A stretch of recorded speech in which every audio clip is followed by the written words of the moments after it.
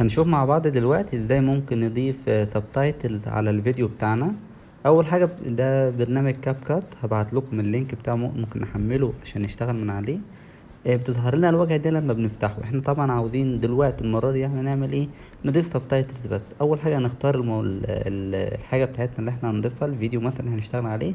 من هنا نوفو فيديو، ندخل عليها كده، هيظهر لنا الفيديوهات اللي عندنا في الاستوديو. هنختار الفيديو اللي احنا هنشتغل عليه ما هي مثلا ده. أصغر دولة في اوكي، العالم؟ هقول له ايه؟ اضافة.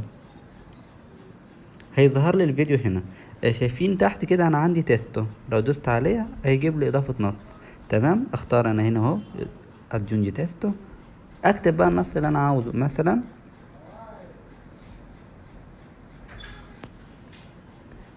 تمام، كتبت انا النص هنا مثلا اهو. خلاص انا محتاج النص مثلا مش عاجبني شكله، هروح فين؟ اروح لايه؟ للكاركتري.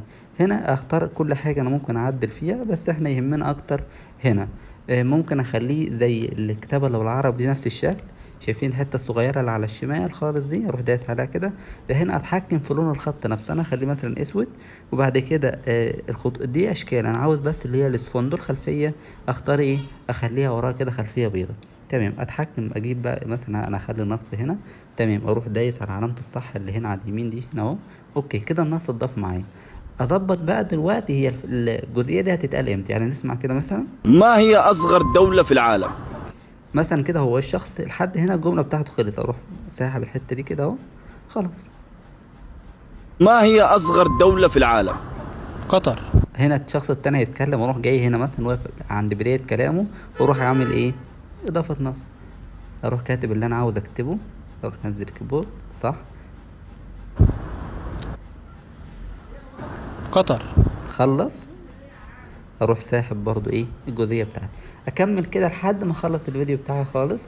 بعد كده اروح دايس على اسبورتا اللي فوق على اليمين خالص دي، عشان يحفظ لي الفيديو عندي. ممكن هنا اتحكم في الجوده اللي انا محتاجها، يعني نحاول نخلي ايه افضل جوده عشان الفيديو يطلع كويس على قد ما نقدر يعني. إيه. تمام، اروح دايس ايه تصدير.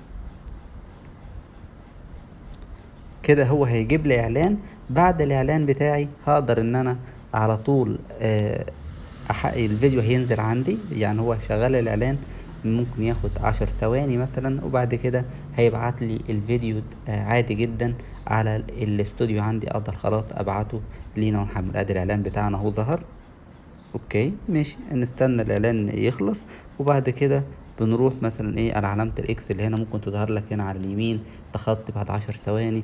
ونروح شايلين كده.